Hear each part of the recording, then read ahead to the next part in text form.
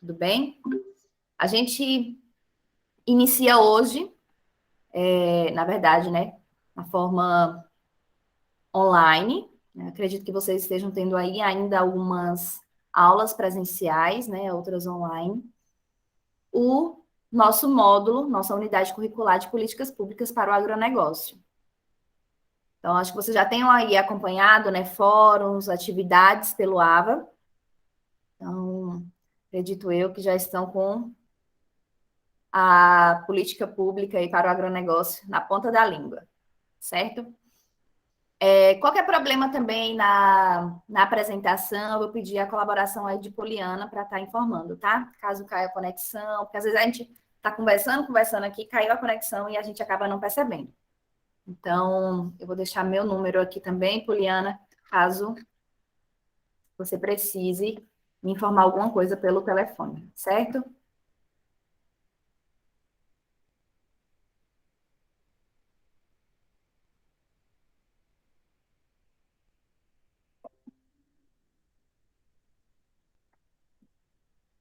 Então, pessoal, fazer uma breve apresentação. Também vou querer um pouquinho ouvir quem são vocês, tá? Então, eu me chamo Tâmara Andressa Pires Cedro, mais fácil me encontrar como Tâmara Pires. Sou engenheira agrônoma, né? Eu já tenho 5, 6 anos de formação. Sou especialista em educação ambiental e também em agronegócio, tá? E sou mestre em ciências ambientais, com foco mais na parte de solos e de piscicultura. Hoje eu trabalho, né, além do Senar, com assistência técnica e extensão rural. Eu sou até na cadeia produtiva da piscicultura e também com a parte de licenciamento ambiental. Tá? Vou passar só alguns informes, né, você já tem nessa modalidade aí remota há algum tempo, então só mesmo, né, atenção, durante a apresentação, né, a explanação, quiser fazer anotação para depois tirar a dúvida, ou já está com a dúvida, já manda no chat, tá? Consigo acompanhar bem aqui o chat. Então, podem tirando as dúvidas no decorrer da apresentação, não precisa deixar para o final, porque às vezes a gente vai deixando para o final, depois vem outros assuntos, a gente acaba não abordando aquilo e vai para casa, na verdade já estão em casa, né? Mas acaba a aula com a dúvida, tá? Então, não deixem essa dúvida, pode tirar a qualquer momento. Microfone, né? Um silencioso, tá com uma dúvida, levanta a mãozinha aí pelo Meet, ou manda no chat, ou pede licença, professora, preciso falar, tá? Podem ficar à vontade. Sempre vou dando espaço para vocês estarem falando. As câmeras, né, durante a apresentação, é importante que permaneçam desligadas por causa da conexão. Só que a gente vai ter momentos, né, que a gente vai querer cada um ver o rostinho do outro, então é importante que quem tem, né, a possibilidade de estar ligando a câmera, né, faça isso para que a gente possa se conhecer. Não sei se vocês já tiveram algum encontro presencial, né, para se conhecerem pessoalmente. Já tiveram? Ainda não. Então, estamos todos no mesmo barco, né? A gente não se conhece pessoalmente, então é bom também ver um pouquinho do rostinho de cada um, certo? Então, utilizar bem o chat, vamos utilizar esse chat aí, essa ferramenta.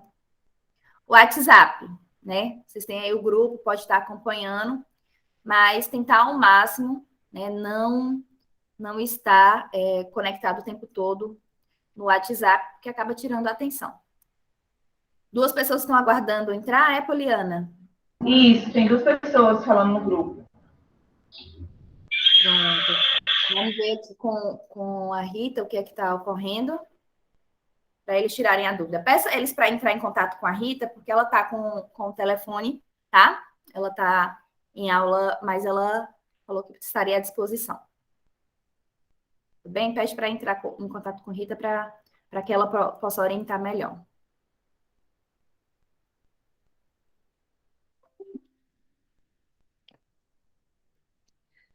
Nossa aula, né? Então, ela tem aí início às 8 e termina às 10.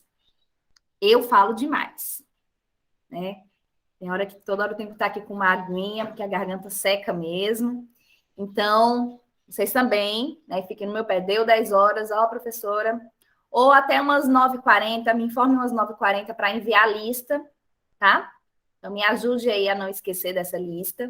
Então, às 9h40, manda aí no chat, professora, a lista. Então, vai ajudar. E aí, às 10 horas, a gente encerra, né? Até acho que 9h55 para vocês terem um intervalo, porque às 10, né? 10h05, 10h10, começa a outra aula de vocês, tá? Então, vocês vão me ajudando aí em relação ao horário. E a gente sempre inicia, né, os nossos encontros falando um pouquinho do Senar. Mas hoje a gente está tão, né, numa vibe de redes sociais. Não que a rede social diz tudo sobre, né, aquela entidade, aquela empresa ou aquela pessoa, né?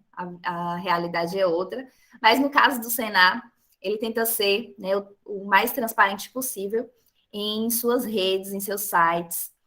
Então, convido vocês, né, a quem ainda não conhece. Então, temos aí o site da CNA, o site do Sistema FAEB, com notícias diárias do agro, tá? Muito conteúdo legal, muitos vídeos.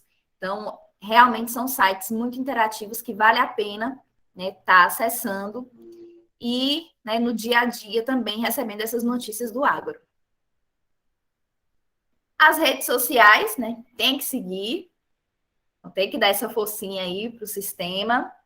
Então, tem o Instagram do Sistema CNA, só colocar lá, Sistema CNA, tudo junto, vai conseguir encontrar. O Sistema FAEB Senar Bahia, pode colocar tudo junto também. Eu coloquei aqui do Sindicato de Barreiras, mas aí, como é o Sindicato do Lenho também tem, né, o Instagram, então dá essa forcinha, compartilhar. Às vezes, principalmente nas aulas presenciais, nas aulas de campo, às vezes a gente tira aquela foto, sucesso, de fotógrafo mesmo, e vale a pena compartilhar lá para ir para as redes sociais, tá?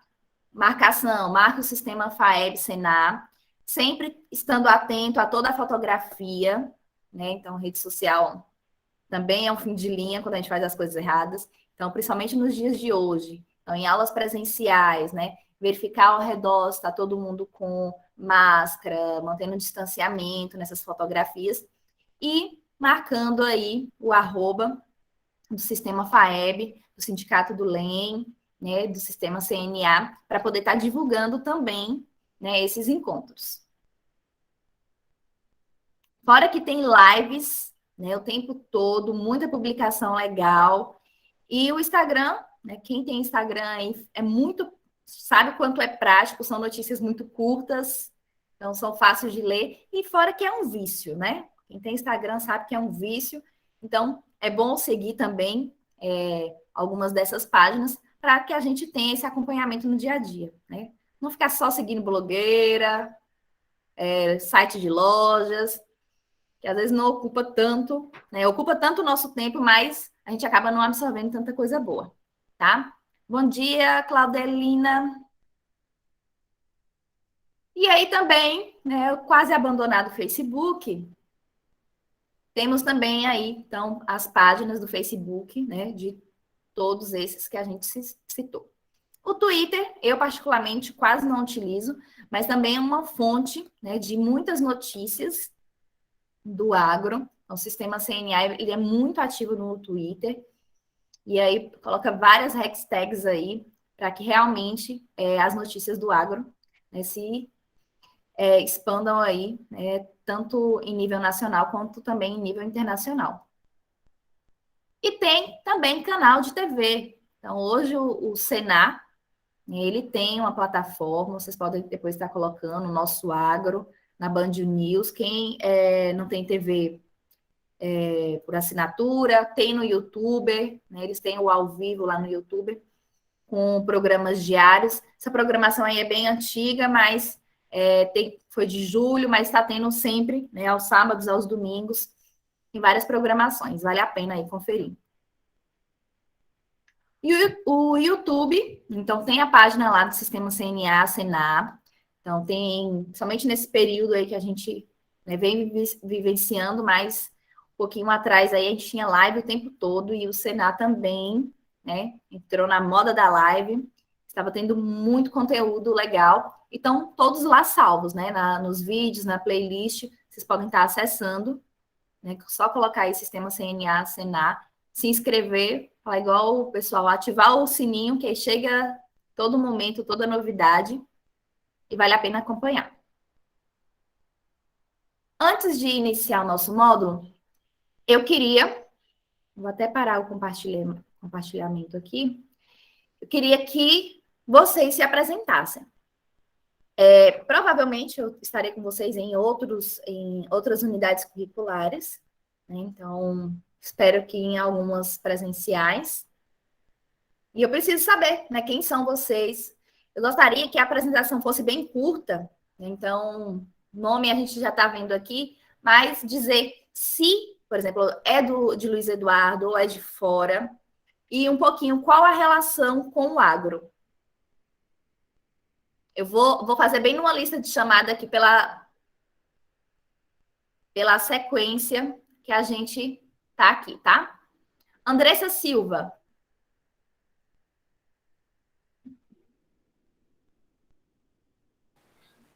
Bom dia, precisa ligar a câmera aí. Bom, para a gente ver você assim, nesse sábado de manhã, com aquele olho inchado. Bom dia, gente.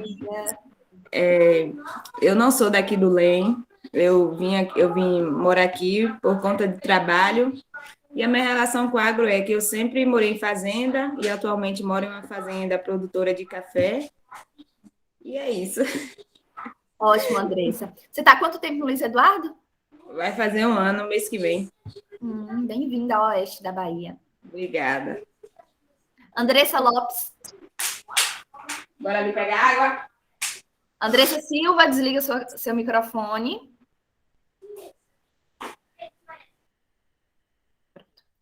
Andressa Lopes.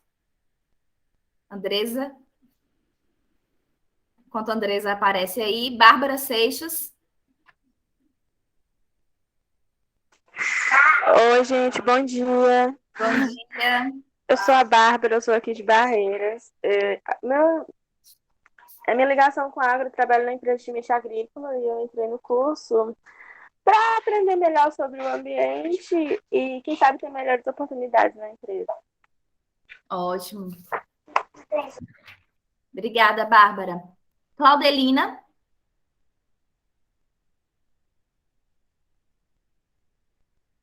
Claudelina. Olá, bom dia. Olá, bom dia. Eu sou Claudelina, moro em Vanderlei, né, tenho uma pequena propriedade de gado de leite, né, e a intenção é justamente ter mais, adquirir conhecimentos, né, para poder estar melhorando a cada dia, né, na propriedade e os avanços, né, do agro, das tecnologias, enfim. Obrigada. Nunca é demais, né? É verdade.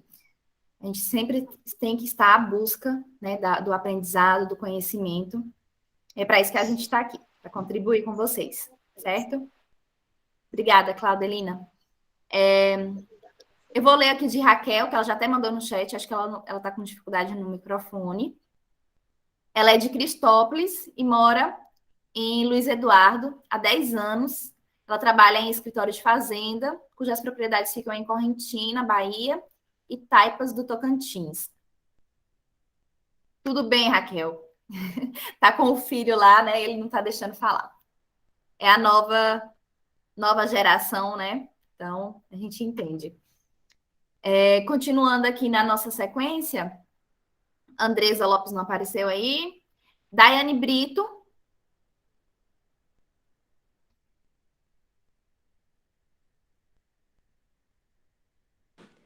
Oi, bom dia. Bom dia. Eu moro em Zé Eduardo já faz 12 anos. Eu trabalhava na Capita Agro, Só que aí eu acabei ficando grávida, gravidez não estava nem esperando, então eu acabei optando por ficar em casa agora nesse período, por conta que é um período que está sendo bem difícil, aí agora eu estou em casa. Mas quero fazer o curso por busca de conhecimento, porque também o meu sonho é cursar agronomia. Eu fiz administração, em bacharel, formei o ano passado, e aí quero fazer agronomia agora esse próximo ano. Ótima. Obrigada, Daiane. E uma boa gestação para você, tá? Débora?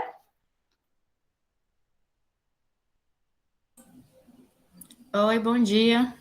Bom dia. Minha relação com agro é porque eu já faço o curso, né, de engenharia agronômica. Aí, para complementar meu currículo, e eu também gosto muito de gestão, resolvi fazer o curso técnico do negócio. E você mora onde, Débora? Eu sou de Buritirama, mas atualmente eu moro em Barreiras, que eu estudo aqui. Faço na UNEB. Na UNEB? Isso. Também me formei lá na UNEB, sou egressa. Aquele lugar maravilhoso.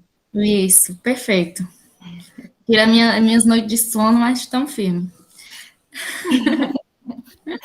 Calma, passa, mas piora. Ô, mulher, e agora que eu tô pegando hidráulica? Consegue? Sim. Oh, meu Deus. Ó, precisando, viu? Conte comigo. Tá certo, obrigada. Hidráulica, irrigação, drenagem, você pode estar contando comigo, tá? Coloquei meu Tá, telefone de chat, obrigada. pessoal. E é isso, tá? Eu vejo que tem muitos estudantes de agronomia. Alguns, às vezes, a gente vê, até já está no mestrado, e a gente está aqui para contribuir, certo? Genivaldo. Bom dia, turma. Bom dia, professora. Bom dia. Eu moro aqui há mais de 25 anos, em Luiz Eduardo. Tive passagens pela Serval Alimentos, que hoje é Fung, também pela Mato Sul, e migrei para o ramo de transporte. Hoje estou autônomo e buscando esse conhecimento da área do agronegócio, porque eu gosto muito. Fiz inscrição para agronomia no primeiro ano de agronomia aberta em Barreiras, mas tinha saído de férias, inventei de viajar para o litoral, acabei me perdendo. Aí, hoje estou aqui aproveitando essa oportunidade, né? E vamos aí juntos. Obrigada, Genivaldo. Sucesso. Não desista, né? Ainda é tempo. Então, faça agronomia, volte, né, para o que você deseja, certo? E não vá para a praia no período de inscrição, no período de vestibular, porque não dá, né? Aí perde mesmo. Verdade. Guilherme. Olá. Olá, bom dia. Bom dia, pessoal. Sou Guilherme, eu sou tocantinense, mas moro em Luiz Eduardo já faz uns 6 anos. Minha relação não tem uma relação muito ampla, é mais relação estreita mesmo de conhecimento, de querer conhecer mais essa parte de gestão do negócio, realmente voltado para o município, porque geralmente a gente pensa algo do negócio, algo simples que na verdade não é. Só a agronomia é algo complexo que é uma cadeia, de forma é uma cadeia produtiva. Então, mais conhecimento e para entrar no mercado de trabalho. Ótimo. Depois do Guilherme, Hilda tá por aí? Hilda. Ivanete. Bom dia, professora Hilda. Oi, Hilda. Bom dia. Onde é que você reside? Qual a sua relação com o agro? Eu sou natural de Januária, Minas Gerais, né? Mas moro em São Félix do Coribe e atualmente minha ligação com o agro é que a gente tem uma pequena propriedade em Correntina e era uma propriedade mais só para lazer, né? Mas eu gosto muito, eu sou apaixonada pelo agro, né? E eu quero ter o conhecimento para mim tornar a nossa propriedade sustentável, entendeu? É isso. Ótimo. Hilda, olha que gostoso da gente ouvir isso, como Hilda, Claudelina, elas têm a propriedade delas, né? E elas veem a oportunidade de crescimento no pertencer delas. Né? A gente às vezes fala muito de estar no mercado de trabalho. Isso é muito importante, né? Principalmente a gente está aí estudando sempre, a gente tem esse objetivo de estar no mercado de trabalho, mas a gente perde muito a essência do pertencer, né? Do estar na propriedade, às vezes não como empreendedorismo, né? Como uma empresa, né? Mas como realmente assim, o pertencer àquela propriedade. Então, eu estou me capacitando para melhorar o que é meu. Isso é muito importante e eu estou vendo aqui nessa turma, né, essa característica muito forte. Então, é bem legal quando a gente pega uma turma assim, bem envolvente no agro. Né? Quando a gente fala de agro, a gente também está falando de agricultura familiar, está falando de pequenas propriedades, a gente está falando de todas as culturas, desde uma hortaliça até o algodão. Então, o agro é isso, o agro abrange, né, todas essas cadeias produtivas, e é legal a gente ver esses depoimentos. Obrigada, Hilda. O próximo, depois de Hilda, Ivanete. Oi, professora, bom dia. Bom dia. Então, eu moro em Luiz Eduardo Magalhães já tem 15 anos, né? Eu trabalho na área agroindustrial e eu estou fazendo o curso basicamente mesmo para adquirir mais conhecimento na área, né? Para o meu crescimento profissional. Ótimo. Espero contribuir para esse seu crescimento. Obrigada, Ivanete. Levi.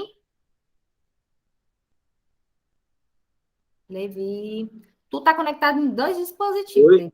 Levi. Isso, é porque meu computador ele não tem nem câmera e nem microfone. Aí para mim, pelo menos, falar aqui. Pronto. Então, gente, bom dia. Eu acho que o pessoal já me conhece um pouquinho. Sou da galera do pessoal aí. E eu moro no Eduardo, já tem, acho que uns, nunca sei quanto tempo eu moro aqui, mas uns 6 anos nessa faixa. E daí eu tenho uma paixão, assim, para tudo que é voltado para o agronegócio, né? Para a agronomia, para o campo. Eu tenho uma afinidade e eu já fiz jovem aprendiz aí no Senado também, supervisão agrícola, pelos irmãos Franciosa, em 2017. Daí tomei mais gosto ainda pela coisa. De lá para cá, estou hoje na 4ª safra lá na ABAPA, realizando classificação da pluma. E acho que só, né? Só tudo isso. Só. Levi, muito obrigada. E é também muito prazeroso a gente saber, né, o quanto o Senar tem contribuído. Então, você veio de outro programa, do Jovem Aprendiz, procurou se integrar à rede ETEC, né? Então, a gente vê o papel, a importância do Senar na formação desses profissionais. Você quer falar novamente, Levi, ou levantou a mãozinha aí sem querer? É dizer que, tipo assim, a gente já conversa, então no segundo semestre já assustado com muita coisa, né? Que é difícil, tá bem puxado, mas que em 2017 houve esse mesmo curso, a inscrição e tudo, da turma de Jovem Aprendiz, fui o único que passei para fazer o curso, não dei continuidade e hoje eu estou tendo a chance de novo e totalmente diferente da primeira vez. Eu quero concluir ele, mesmo sendo difícil, mesmo passando raiva, mas vamos em frente. Mais uma coisa, uma realidade. A gente só vive passando raiva. Seja no aprendizado, seja no mercado de trabalho, seja na vida pessoal. É uma pedra a cada dia. É um obstáculo a cada dia que, né, a gente precisa superar. Marcelo Neves está por aí?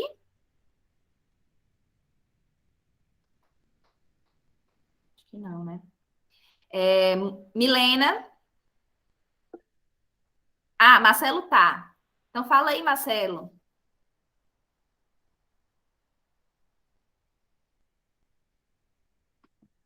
Vou abrir alguma coisa aqui. Acho que o Marcelo deve estar sem... Deixa eu ler aqui. Certo, Marcelo. Então, faça uma breve apresentação aí pelo chat, tá? Que a gente lê sua apresentação aqui. Guilherme colocou, dá sorte que é só 2 anos, Levi. Mas eu estou vendo que Levi vai fazer depois ele vai fazer faculdade, depois ele vai fazer muita coisa. Então, vai ser anos de muita luta aí, viu, Levi? Não desista, não. Guilherme colocou faculdade é 5. Hoje é 5. né? A UNEB, de início, eram 11 semestres. Isso a gente quer um Acabava... futuro decente, né? É bom destino. Tem que lutar. Quando a gente pensa não. que acabou uma coisa, eu vem falo, outra. Eu falo assim porque eu falo o que todo mundo quer falar, né? Mas Sim.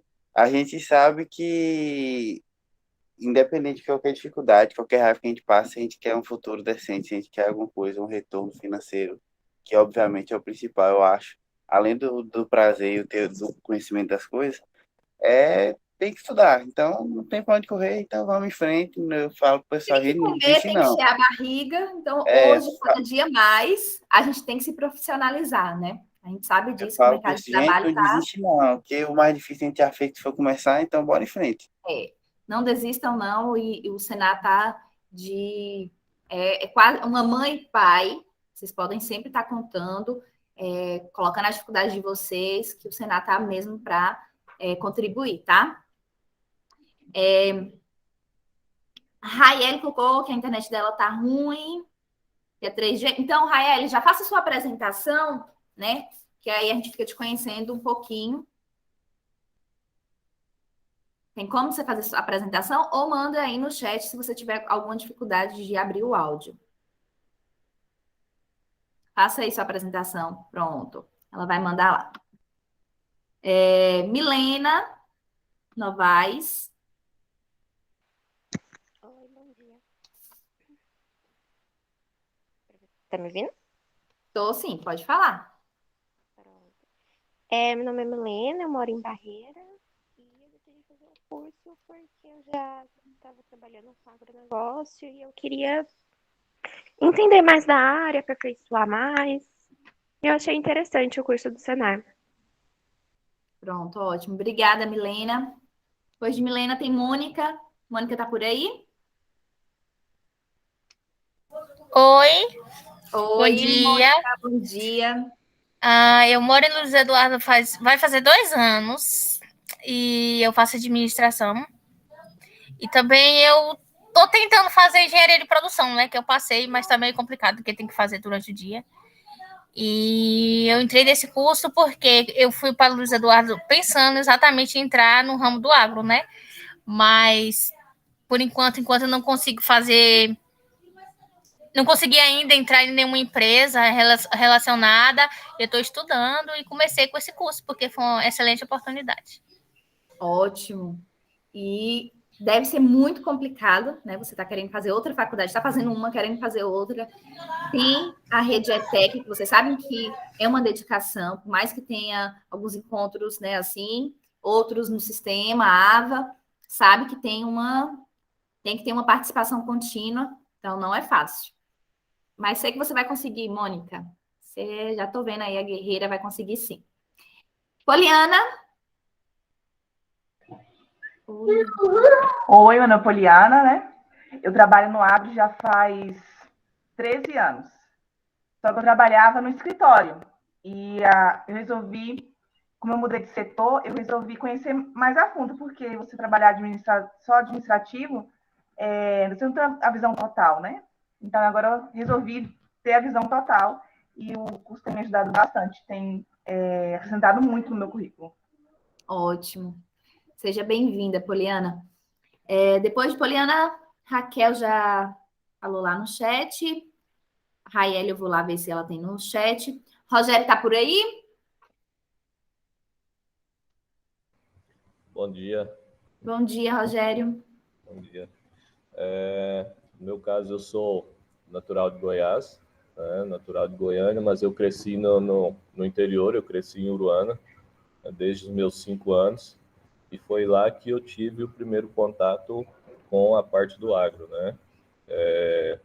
É uma cidade conhecida nacionalmente aí pela produção de melancia, e meu pai trabalhava com a área, né? A gente chegou a produzir durante alguns anos, e dentro desse período de produção, né, eu estava sempre junto, né, dentro das propriedades, auxiliando no que fosse possível, né? A idade ainda era pequena na época, tinha faixa aí de 11, 12 anos, mas estava sempre procurando, né, estar auxiliando e aprendendo o máximo lá.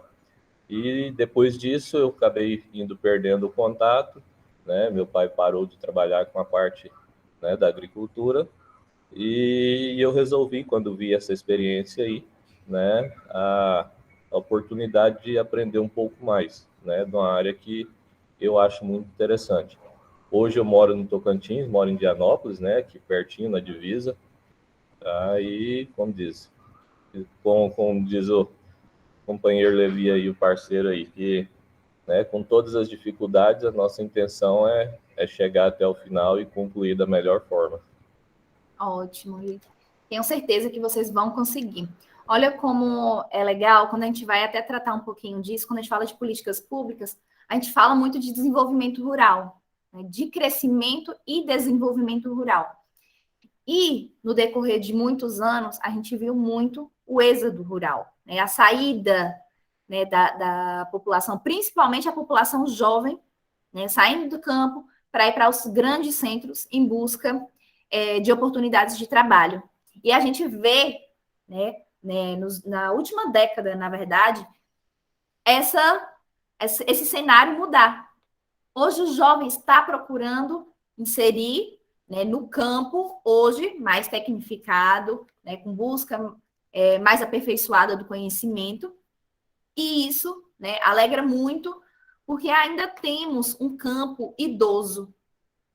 Se você for, como eu sou assistente técnica de produção, então a minha vivência é campo, estou no campo no dia a dia, e a gente vê, né, eu sou mais voltada para a agricultura familiar, então a gente vê isso muito mais claro, o quanto o campo está envelhecendo, né, o quanto os jovens ainda não se sentem pertencentes daquilo. A sucessão no campo ainda, né, ela é muito restrita, as grandes propriedades, então, às vezes até para aquele senhor, né, que está ali na agricultura familiar, ele acreditar, né, no seu filho, naquela tecnologia que o filho está trazendo, é complicado.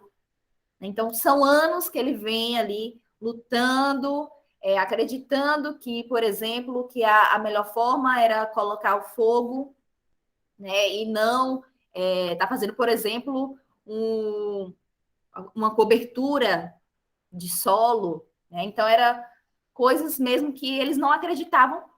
E aí, essa inserção da tecnologia, quando a gente fala de tecnologia, a gente não está falando de grandes maquinários, a gente está falando de técnicas simples, como rotação de cultura, cobertura morta, tudo isso. A gente está falando de técnicas simples que ainda é muito complicado colocar na cabeça, né, dessa geração mais antiga.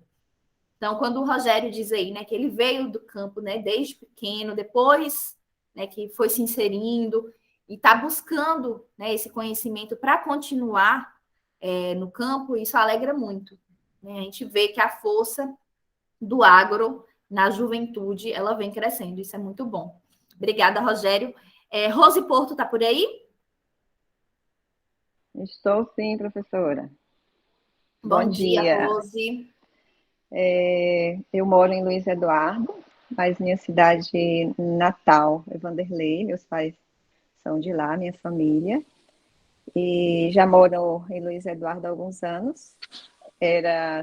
Trabalhei muitos anos como servidora pública, né, na área de finanças, controladoria, contabilidade, mas esse ano me envolvi nessa pequena propriedade, né, de gado de corte, e meu pai já é agropecuarista, meu marido, agricultor, né, gerencia uma fazenda, e estou nesse desafio aí, né, de uma pequena propriedade aí, estou fazendo curso também para aprimorar, para conhecer e para agregar, né, mais na minha propriedade.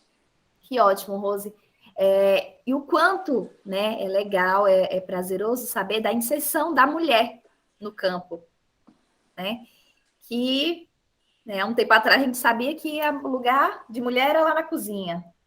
E a mulher foi a primeira agricultora, né? Quem descobriu a agricultura foi a mulher.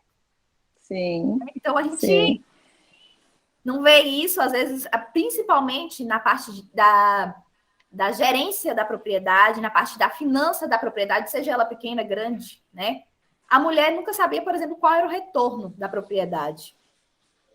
Né? Quanto é que você vendeu aquele gado? Né? Então, você não tinha esse acompanhamento. E hoje a gente vê muito, né? Às vezes a gente, como eu faço essas visitas, às vezes a gente tenta ingressar mais a mulher do que o homem, né? Nas conversas, no levantamento de dados, já para ela ter ciência. Às vezes ela fala, não sei não. Como eu trabalho com piscicultura, eu falo, sim, mas tem quantos... Vocês colocaram quantos peixes aqui? Não sei não. Mas você tirou quanto? Ela também não sei. Falei, mulher, teu marido tá te passando a perna, viu? Fica aí. Mas a mulher tá liderando, né? A área aí. Agora não. Ó, até nas conversas a gente chega lá, ela fala, ó, fui lá perguntar a ele, cadê a notinha que você comprou a ração? Eu falei, ó, e é isso mesmo. Tem que administrar, né? Eu sou também muito de fazer essas anotações, né? Porque senão como que você vai saber? Exatamente. Então, é um patrimônio da família, né, da unidade familiar. Então, toda a família ela tem que estar inserida não só na base produtiva, que a gente fala ali, né, dentro da porteira, mas tem que estar antes e depois também da porteira. Sim. Então, é importante a inserção da unidade familiar na propriedade. Então, parabéns, com certeza. Rose. Espero que o curso, né, tenha contribuído, venha contribuindo aí na sua propriedade também. Ah, com certeza. Está contribuindo e vai contribuir muito mais. Ótimo. Estou adorando. Deixa eu dar uma olhadinha aqui. Marcelo. Meu nome é Marcelo Salas, sou de Paramirim e moro em Luiz Eduardo há 2 anos. Né? Ele faz curso de engenharia de produção e o técnico em agronegócio. Ótimo, Marcelo. Seja bem-vindo ao nosso Oeste. Raiele. Ela trabalha em uma fábrica que produz cuscuz. Oh, coisa boa! Em Luiz Eduardo, mesmo Rayane, acho que sim, né? Que ela colocou aqui que mora em Luiz Eduardo. Antes ela trabalhava em uma fazenda, aí foi onde ela teve a certeza que queria a área do agro. Além desse curso, ela faz outro, ela não colocou qual. Mora em Luiz Eduardo desde os 6 anos, sempre quis fazer esse curso. Tentei a primeira vez, mas não passei. Na segunda tentativa eu consegui, estou aqui. Que ótimo! Que ótimo que você está contribuindo para o alimento, né, do nordestino arretado, que é o cuscuz. Quem não gosta de um bom cuscuz? Continue aí, viu, Raeli? Continue produzindo muito cuscuz bom para a gente. Obrigada. Andresa Lopes. Ela tem 26 anos, mora no LEM. Trabalha também em uma indústria de alimentos, né, derivados do milho. Será que é a mesma da Raeli, gente? Há quase 9 anos e há 5 como compradora. Esse curso me atraiu muito pelo fato de eu já estar inserida no meio agro no dia a dia. E com ele vi a oportunidade de ampliar meus conhecimentos para conseguir atender a demanda da minha profissão na região. Que ótimo, Andresa, né? Que ótimo que você está inserida. E que bom que vocês já se conhecem também, né? Bom que vocês duas estão produzindo cuscuz aí para essa turma. Quando a gente tiver um encontro presencial, a gente já sabe quem vai preparar o prato, viu, gente? Rogério, minha juventude já fez 40 anos mês passado. Parabéns, atrasado, e continua sendo jovem. Viu? Alma de jovem, a gente não... O outro ele já tá pedindo fardo de cuscuz. Oh, meu Deus! Para que eu fui falar agora? Coitada das meninas, vão sofrer. Vamos lá, aqui, continuar. Tainara, tá aí? Tá aí. Quando Tainara volta e ativa. Tem 2 Tainaras. Tainara Guimarães.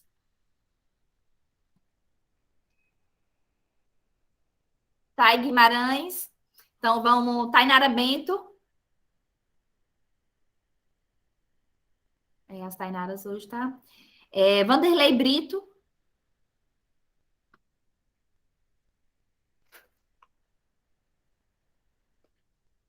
E William Bertino. Algum desses aí tá por aí? O William colocou aqui. Bom dia. Oi, Tainara Bento. Diz aí um pouquinho de você. Eu moro aqui em Luiz Eduardo já tem uns 12 anos, bom tempo mesmo. E eu entrei nesse curso para conhecer mais sobre o agro. Meu primeiro contato foi que eu trabalhei como jovem aprendiz pelo Senar, numa fazenda, no escritório. E a partir daí eu gostei muito e quis obter mais conhecimento sobre a área.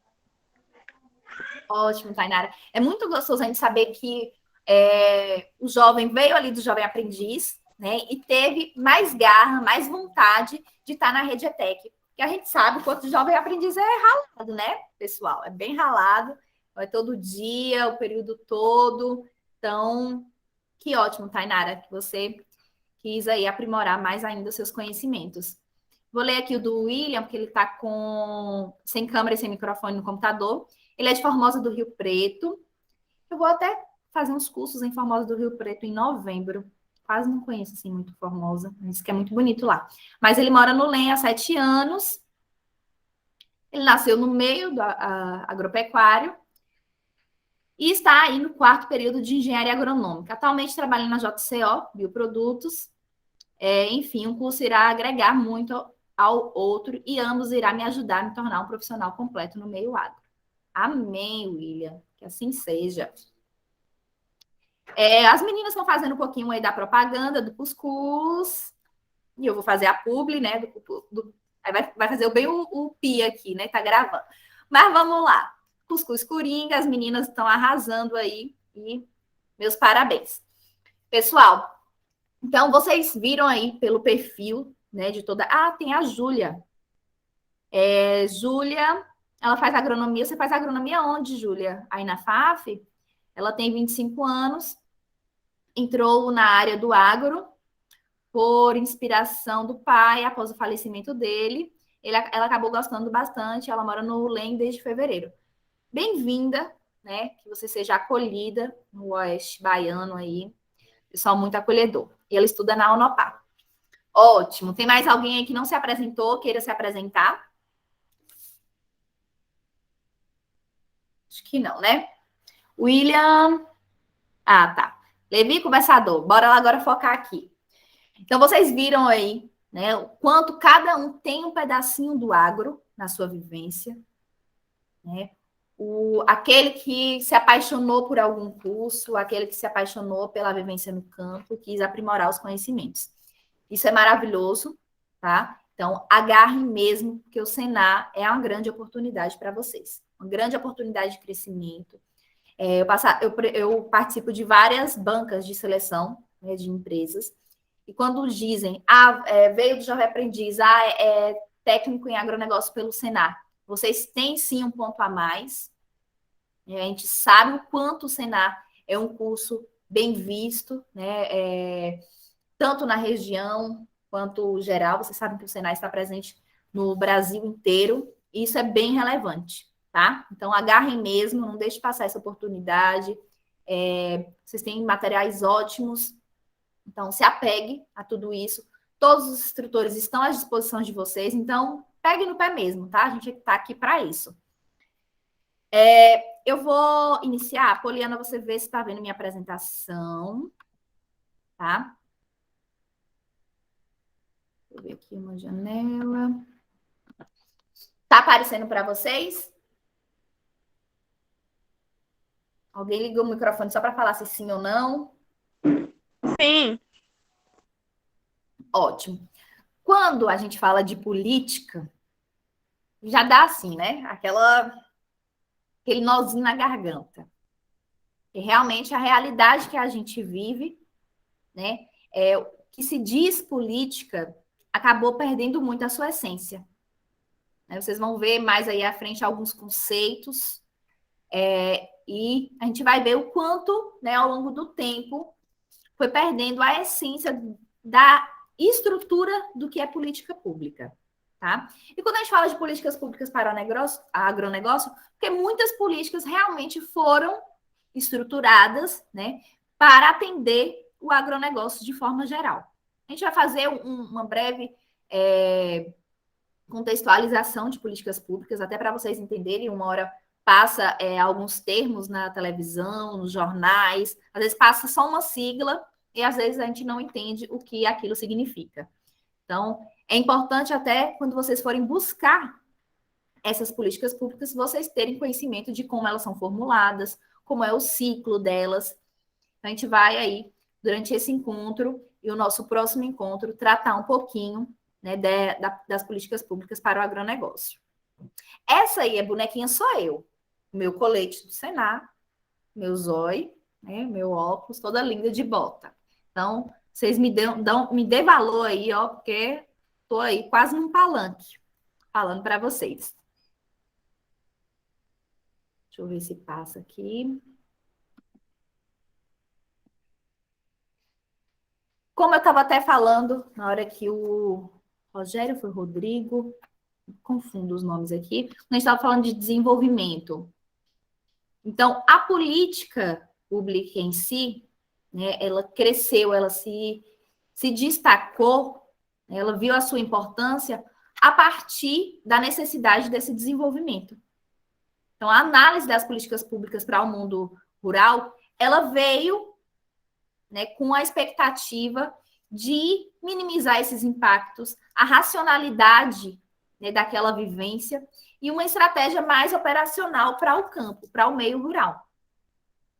E aí veio as ações de Estado, quando a gente fala de políticas públicas, a gente fala do público, então quando a gente fala de Estado, a gente está falando de federação, de Estado, do público, e também de outros organismos internacionais, vocês vão ver mais à frente, que não exclusivamente, né, as políticas públicas são desenvolvidas por entidades públicas, por ministérios, mas tem também a participação de alguns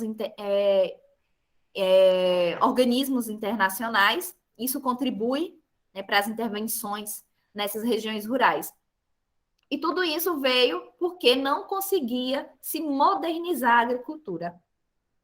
Então, a partir aí, vocês vão ver um pouquinho mais à frente, a gente vai falar sobre o que encandeou esse desenvolvimento rural. Em 1970, as políticas de desenvolvimento rural integrado eram apontadas aí como a solução viável para as regiões atrasadas e para os agricultores que não conseguiam se modernizar tecnologicamente. Quase não sei a palavra. Então, era difícil. Né? Ainda hoje a gente vê muitas propriedades que não têm a tecnologia, né, tecnologias básicas mesmo, mas antes era muito mais difícil, era coisas de exterior, de outros países. Então, o Brasil ele não conseguia se inserir nesse desenvolvimento. Então, temos muitas terras, muitos recursos naturais, mas não tínhamos tecnologia para o desenvolvimento. Dificuldade de passar o slide aqui. Vocês estão conseguindo ver o slide certinho? Sim. Ah, pronto, ótimo. E aí, 2 marcos muito importantes no desenvolvimento rural do Brasil foi a Revolução Agrícola, que ela estava ali no mesmo período da Revolução Industrial, aconteceu lá no século XVIII. Houve o quê? Um grande processo de industrialização aí nas regiões urbanas. Então, a zona urbana, ela estava crescendo, se desenvolvendo, a tecnologia estava chegando lá, mas ela precisava de mão de obra. E a mão de obra estava onde? No campo. As pessoas, elas tinham sua maioria moradias em ambientes rurais. E aí começou o que a gente chama de êxodo rural. Então, a necessidade do desenvolvimento da área urbana fez com que houvesse aí essa migração da população rural para o meio urbano. E aí, os países que tiveram que modernizar os seus sistemas produtivos, que a população estava crescendo, precisava se comer, e o campo já não atendia esse alimento. Então, começou aí, né, a industrialização dos alimentos.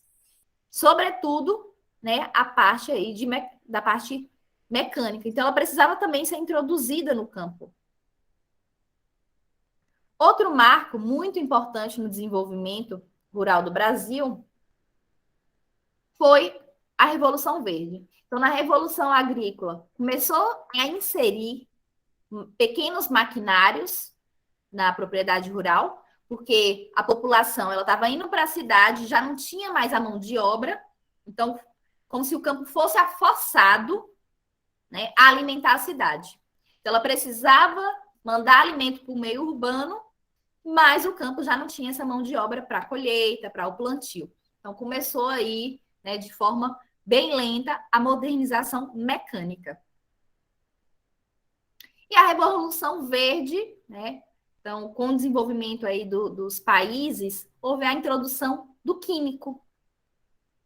Então, tinha maquinário, mas aí tinha muitos problemas com pragas, solos pobres, culturas, né, não tão produtivas.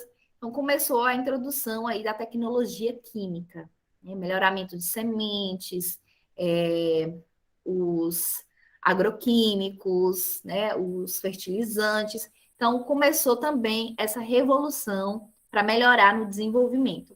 E quem, né, tinha o poder dessa tecnologia? Os países mais desenvolvidos. Então, a gente ainda acabava ficando refém desses países.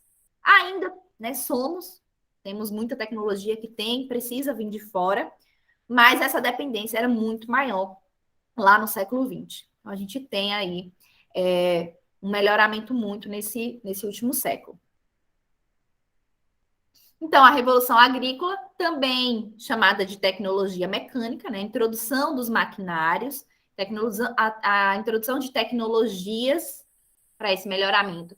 E a Revolução Verde, né, que é a tecnologia química, somada às políticas de Estado orientadas à produção, elas culminaram aí na colocação do Brasil entre os maiores produtores de alimentos do mundo. Hoje nós somos os maiores produtores em várias culturas, maiores importadores, exportadores, então nós temos, né, uma grande relevância aí, tanto nacional como internacional.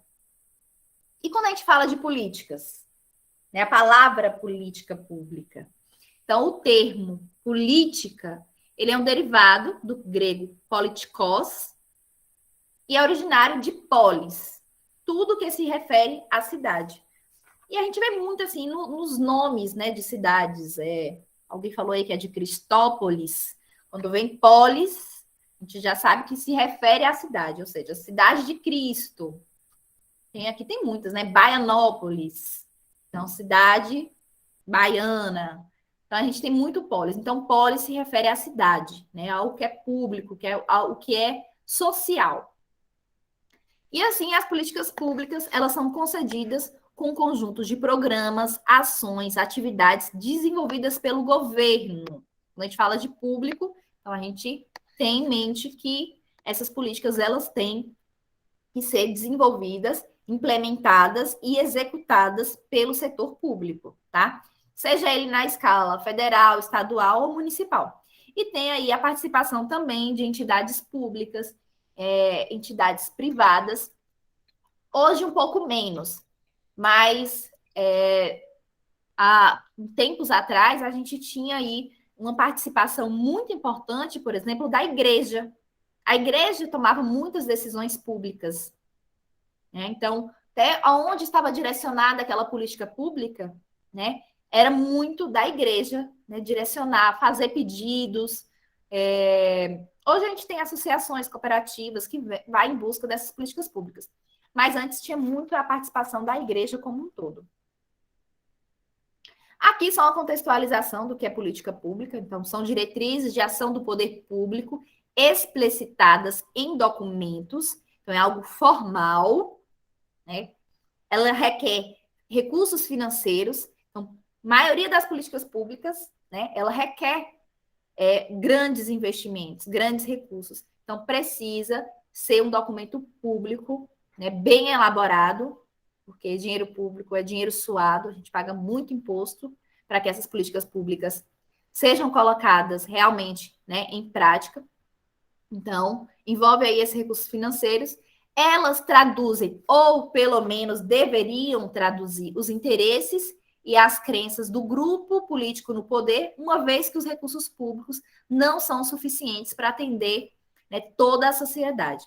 Então, tem aí as prioridades, né, que deveriam ser, pelo menos, tomadas como prioridades, porque quem escolhe a política pública é o político no governo, né? Então, o governo, aquele político, seja ele qual for a sua escala, ele faz essas demandas que deveriam atender às necessidades da sociedade como um todo. Antes da gente entrar em formulação e falar de algumas políticas públicas, pelo contexto, né, do que eu disse aí, o que é política pública. Vocês conhecem alguma política pública, assim, né, falar e falar assim, não, essa aqui é uma política pública? Pode falar no chat, pode falar também no microfone. Conhecem aí alguma política pública?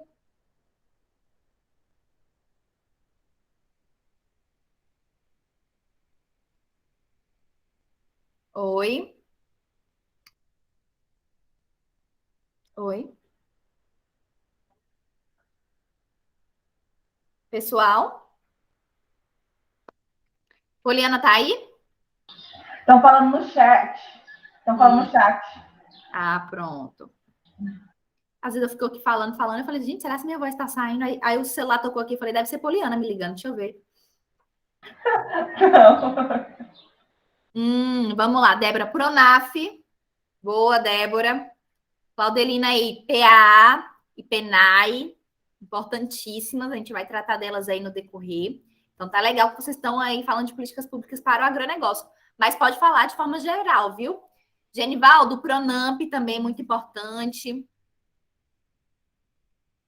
O pessoal tá bem afiado. Vocês estão falando... Plano Safra. Plano Safra, ótimo. Programa Nacional de Resíduos Sólidos, ó, pelo Ministério do Meio Ambiente aí, Guilherme colocou, ótimo. Conab, bem importante, viu, Débora? A gente vai falar um pouquinho também na frente. Vocês falaram muito voltada para o agronegócio, mas a gente também tem muitas políticas públicas conhecidas aí, né, do meio social. Ivanete Penai, as meninas falaram aí, ótimo. Tem muitas políticas públicas do meio social que a gente acompanha bem. A gente vai até falar um pouquinho de algumas bem específicas, né, do meio social, porque do agro a gente vai abordar um pouquinho mais. Eu ia falar bem essa, Genivaldo. Olha uma política pública que a gente acompanha há muito tempo, né? Vocês vão ver que as políticas públicas, elas têm um ciclo, né? Todo ciclo, ela tem um início e um fim. Então, a política pública, ela tem que ser desenvolvida, né? E ela tem que prestar serviço toda aquela sua estrutura. E o Genivaldo colocou aí uma política pública que a gente vê, né, ao decorrer de muitos governos, que é o Bolsa Família, né? Então, é uma política pública muito forte, né, e que pendura aí a vários governos. Então, entra governo, sai governo, é uma política pública que ela passa por algumas estruturações, mas que continua. Raquel, exatamente, na educação nós temos a EJA, que é a educação para jovens e adultos, temos o ProUni, né, que é bolsas de estudo, ótimo, aí Guilherme, Raquel colocou ProUni. Auxílio maternidade, ótimo, bem isso, Claudelina. Eu estava até vendo ontem no jornal o quanto, né, o pessoal, porque alguns dessas políticas públicas, ela passa por alguma instituição, alguma organização, ela que atende aquela política pública. Então, aí temos, por exemplo, o INSS, que faz mais essa parte aí de auxílio. Então, eu estava vendo a dificuldade que muitas mães estão tendo, né, em acessar essas políticas públicas. O FIES, aí no ramo da educação.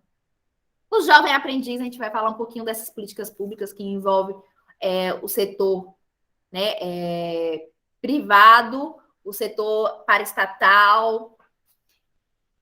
Tony, está faltando você. Cadê Tony? Tony Vinícius, fale um pouquinho.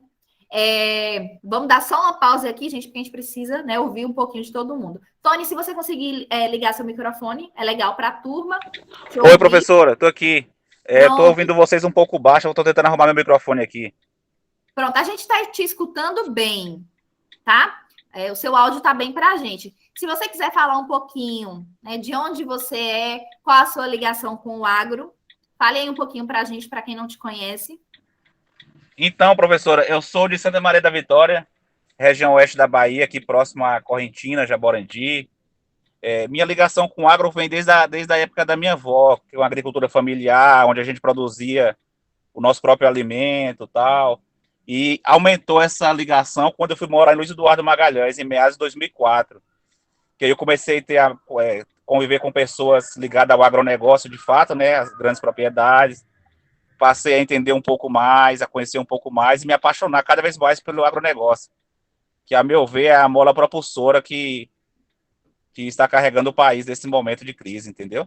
Com certeza. Obrigada, Tony. Eu até passei por lá.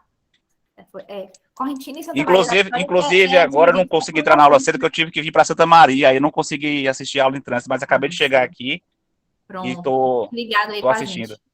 Pronto. Acho que eu passei por essas cidades aqui, dividir uma e a outra só é uma ponte, não é isso? Eu não estou ouvindo bem, eu vou sair aqui e entrar de novo para ver se melhora meu... Certo. Pronto. Quando você voltar, você dá um oi aí que a gente bate o papo. Então, pessoal, bem legal. Então, vocês apresentaram aí realmente algumas políticas públicas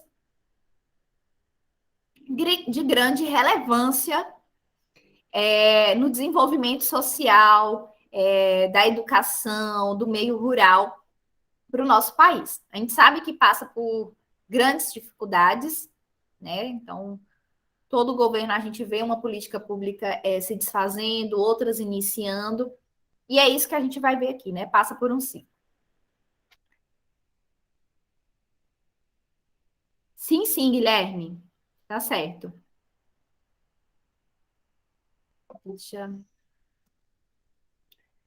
E aí, né, a gente vai falar aqui de algumas. As políticas públicas, ela é classificada, né? Ela tem sua classificação. Então, tem uma classificação, por exemplo, quanto, né, à natureza, ao grau de intervenção. Então, como essa política pública interfere na sociedade? Ó, Rita já colocou a lista de frequência aí, viu? Obrigada, Rita. Quanto, né, essa política pública ela tem um impacto na sociedade? Como ela, né, consegue impactar? Então, ela pode ser estrutural. Tá? A política pública ela é estrutural quando ela busca interferir em relações estruturais, como renda, como a gente falou aí, né? De políticas públicas de renda, emprego, propriedade. E temos ainda, quanto ao grau de intervenção, aquelas políticas públicas conjunturais ou emergenciais. A gente passou por um período, né, onde tudo foi emergencial. Né? O ensino foi emergencial, a saúde foi emergencial. Então, a gente passou por um período onde várias políticas públicas foram desenvolvidas, né? A gente esperava que era uma coisa bem imediata, de 3 meses, quando a gente começou aí essa pandemia. Pelo menos eu estava ali na minha cabeça que fosse durar 1 mês. Seria 1 mês de descanso dentro de casa. Iludida, né? Mas é isso. Várias políticas públicas foram desenvolvidas apenas para atender esse período. Ou seja, elas objetivam minimizar os efeitos negativos de uma situação temporária, imediata. Nós tivemos aí, por exemplo, o auxílio emergencial. Não tinha um período para durar aquele recurso, né? Aquela ajuda àqueles que mais precisavam. Alguns exemplos, né, de políticas públicas estruturais a geração de empregos e a criação de apoio governamental para aumentar a produtividade industrial do país. Então, é uma política pública. Temos aí políticas públicas como emergencial, o programa Fome Zero. Ele ainda existe, né? Ele ainda existe, ele ainda está na ativa. Mas quando o Ministério aí, principalmente, né, da Agricultura, do meio ambiente, da educação, junto com a FAO, que é a Federação da Organização Mundial de Alimentos, eles se reuniram para diminuir, né, a pobreza e a desnutrição infantil, principalmente. Né? A gente via muito nas propagandas, na TV, aquela bandeira do Brasil com um prato no meio. Né? Era o slogan do programa Fome Zero. Aquilo era para durar um período pequeno, até que o Brasil saísse dessa conjuntura de extrema pobreza, né? Índices muito altos de extrema pobreza e desnutrição. Só que, realmente, as políticas públicas, elas têm aí as suas grandes dificuldades, obstáculos, e o objetivo dela não foi alcançado. Então, ela acaba perdurando mais tempo para que esse objetivo seja alcançado.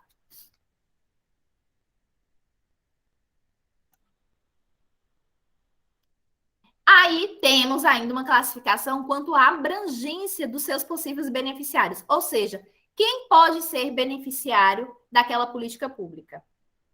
Então, a gente fala muito de política pública, por mais que ela seja pública, né, a gente pensa como uma sociedade como um todo, tem os seus segmentos, tem o seu público-alvo. Então, a política pública ela pode ser universal, quando é para todos os cidadãos. Um exemplo dele é o SUS, Sistema Único de Saúde. A gente fala, professora, mas o Sistema Único de Saúde, quem procura é a população, né, de classe média para pobre. A rica não procura. Não, no momento que a gente se encontra, a maioria das UTIs estavam no setor público. A vacina, ela é uma conquista do Sistema Único de Saúde. Então, pobre, rico, milionário, trilionário, recebeu a vacina. Ou pelo menos deveria ter recebido a vacina.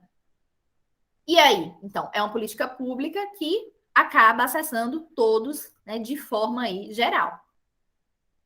Quando a gente fala de outra abrangência quanto ao público, né, aos possíveis beneficiários, tem aquela de segmento, né, para um segmento da população ou para um determinado segmento, ou seja, para aquela faixa etária de idade, aquela condição física, ou seja, deficientes, poderia ser, de gênero. A gente vê muitas políticas públicas envolvendo só mulheres, ou muitas políticas públicas hoje para a classe LGBTQ+.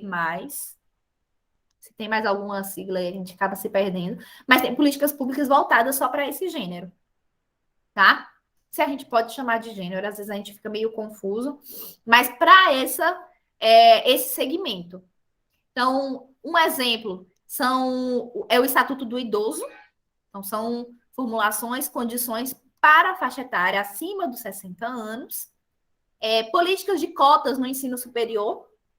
Então, tem para um certo público.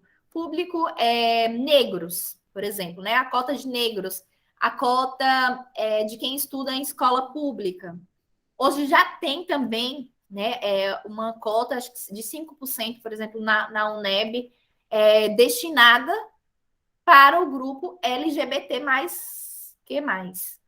Então, já tem, né, algumas políticas públicas bem segmentadas. E tem outro exemplo, que são as fragmentadas, que ela é destinada a um grupo social dentro de cada segmento. Ou seja, é um grupo menor naquele segmento. Um exemplo é o programa PET. A gente ouvia muito falar desse programa, né? Que é o Programa de Erradicação do Trabalho Infantil, que ainda é uma realidade, né? Então, ela é direcionada, olha aí o segmento, ela é direcionada a famílias com crianças em situação de trabalho. Então, já é um segmento. Mas ela está ali entre a população mais pobre. Então, ela é ainda fragmentada. É um segmento fragmentado.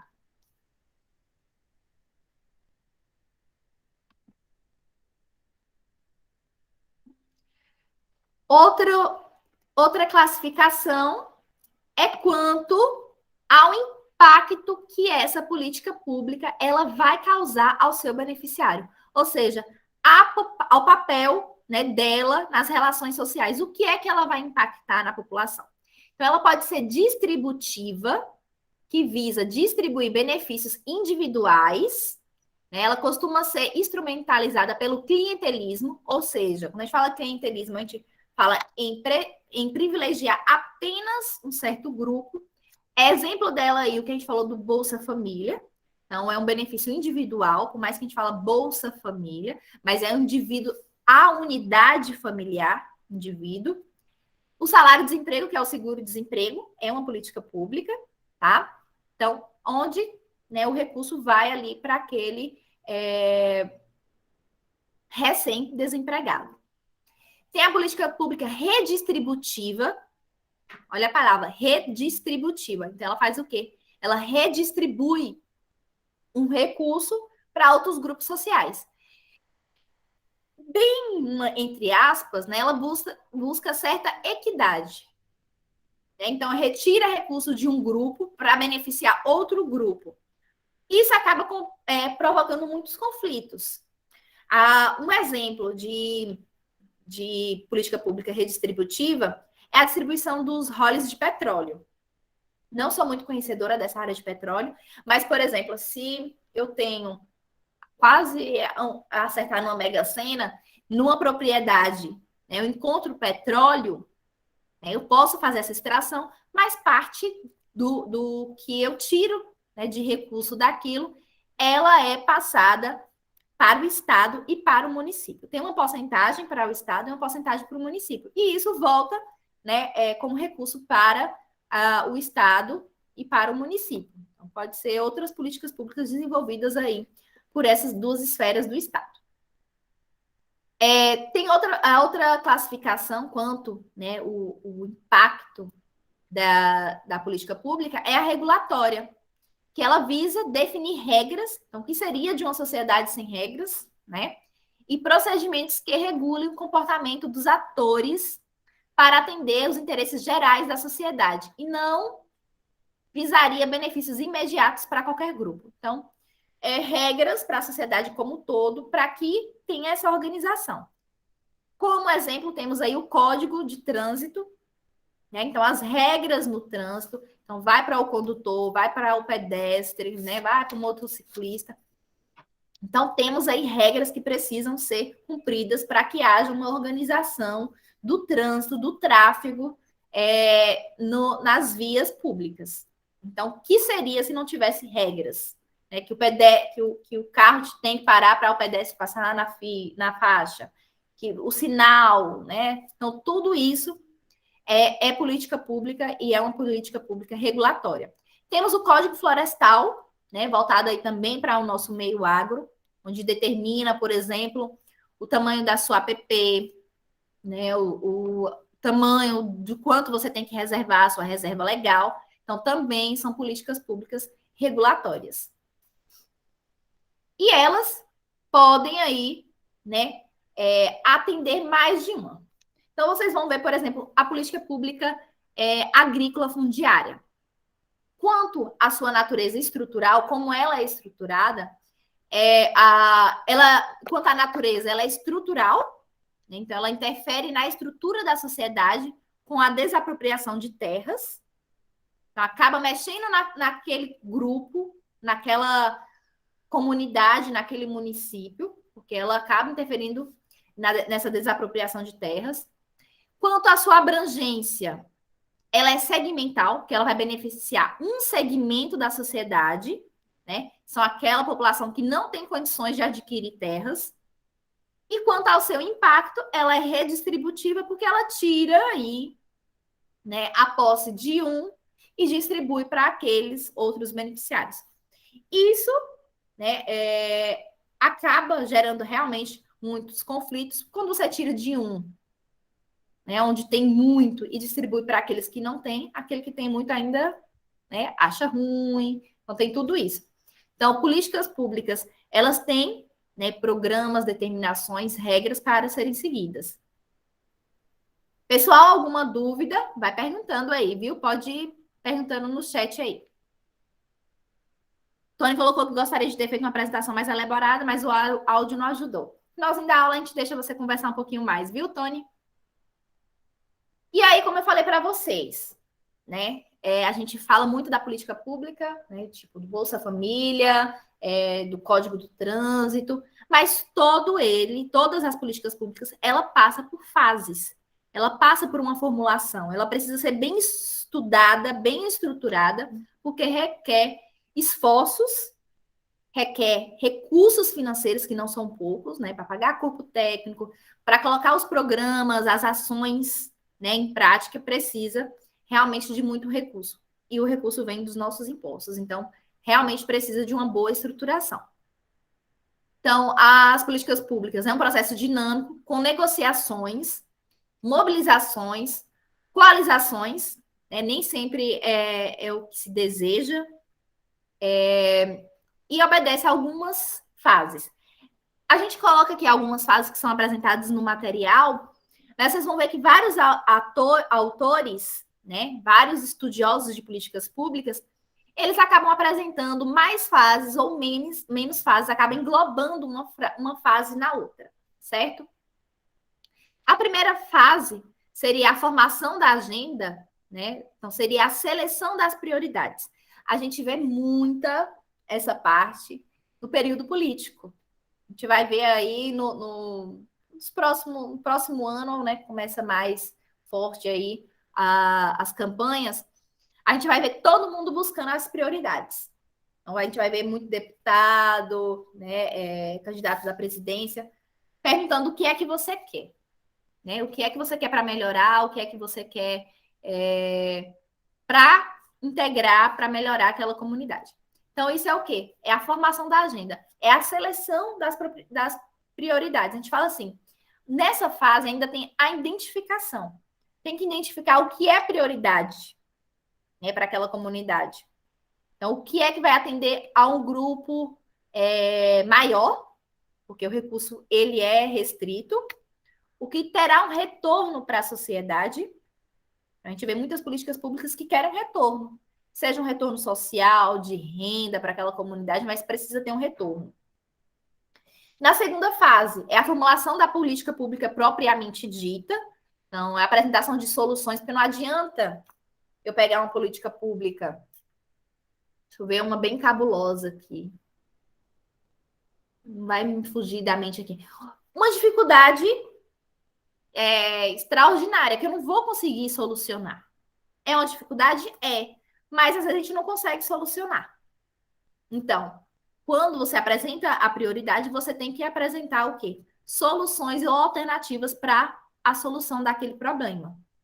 Então, nessa fase, tem a formulação, né, dessas soluções e alternativas. A terceira fase seria a implementação e execução. A gente vai ver mais na frente como é elaborado. Então, tem programas, né, projetos, ações que precisam ser colocados em prática. E na quarta fase seria aí o monitoramento e avaliação das políticas públicas. O quanto é difícil, né, essa última fase. E não tem fiscalização. Acho que a gente acompanhou em alguns noticiários há um tempo atrás. Por exemplo, a gente falou do Bolsa Família. Pessoas de lanchas ostentando nas redes sociais e que era beneficiário do Bolsa Família.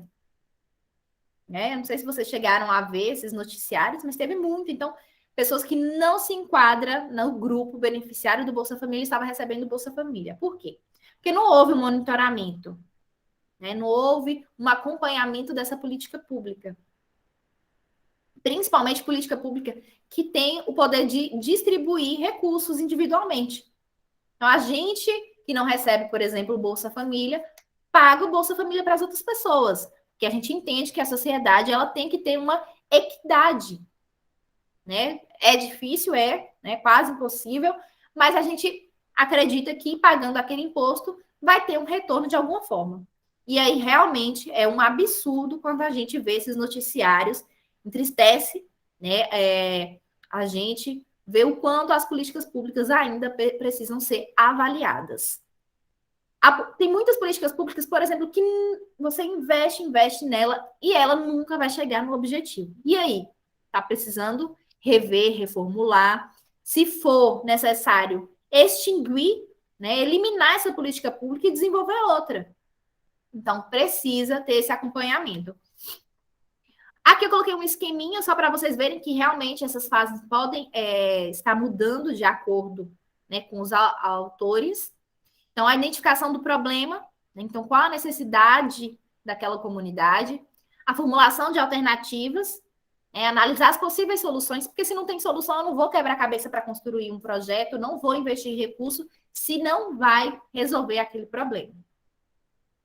A tomada de decisão, eu preciso escolher a solução. Se eu tenho várias alternativas, qual alternativa eu vou seguir para solucionar aquele problema? A implementação, que é a ação, né, dessa solução, preciso colocar em prática, né, para poder ser solucionado. E a avaliação, que realmente é o acompanhamento da política pública, né? Acompanhamento daquele problema. Ele está sendo resolvido? Então, tem que ser bem avaliado. Colocar aqui as minhas Rose, verdade, acho um absurdo. Ivanete, pessoas que realmente precisam não conseguem ter acesso ao programa. Exatamente, eu visito muitas comunidades onde eu faço um questionário, pergunto qual a renda, e falo, mas você não tem Bolsa Família? A pessoa não tem Bolsa Família, a pessoa não tem...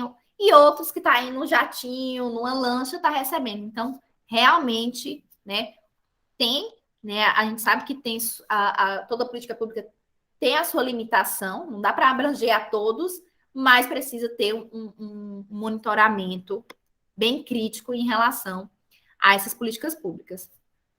Débora colocou, é igual o Bolsa Safra, tem muita gente recebendo e nem é agricultor, exatamente. Pega documentos de outras pessoas para usar, muita gente na cidade recebendo.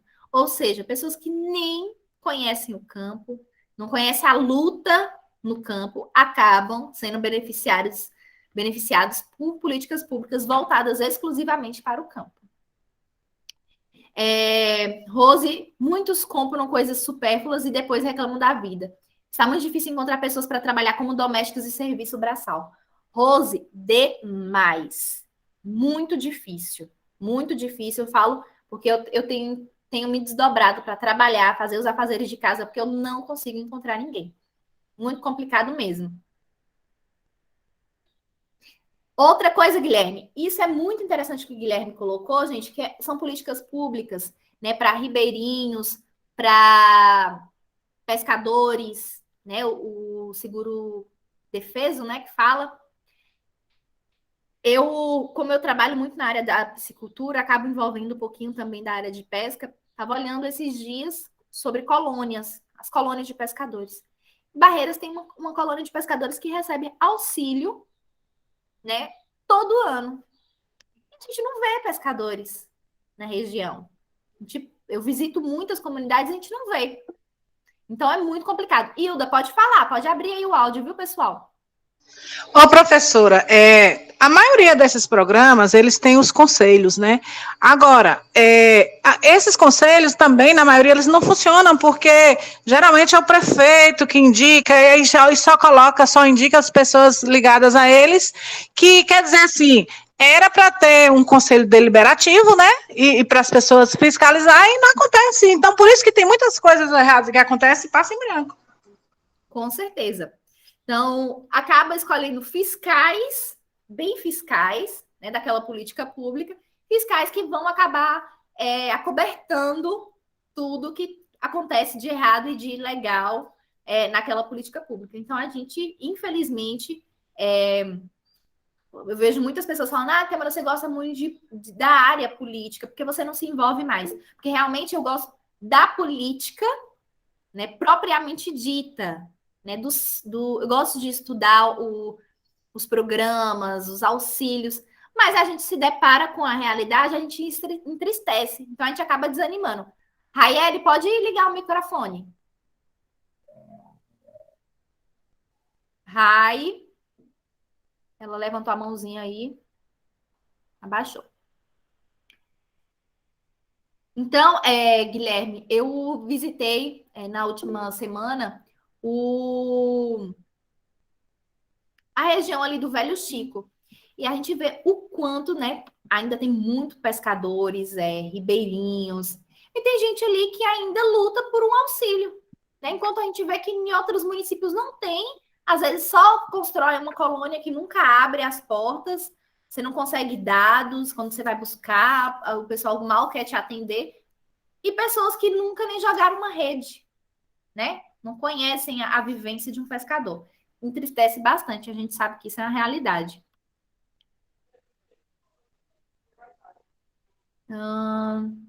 O auxílio emergencial foi um caso acho que de política pública aí. Claro, a gente entende que foi uma política pública emergencial, o governo também não estava preparado, né, para acontecer o que aconteceu, mas a falha acabou acarretando em muitas outras políticas públicas que não foram possíveis de serem colocadas em prática, porque todo o recurso financeiro foi voltado para uma política pública sem fiscalização. Então, a gente vê que tanta gente, era só colocar o CPF, gente aí ricaço, conseguiu acessar o auxílio. E aí a gente sabe que também a população acaba se confortando, né? Eu vou receber, porque se eu não receber, o político rouba, esse dinheiro não vai fazer falta. Então, a gente sabe que também tem uma parcela de culpa em algumas falhas nas políticas públicas. Rai, você quer falar? Acho que ela ativou o microfone sem querer.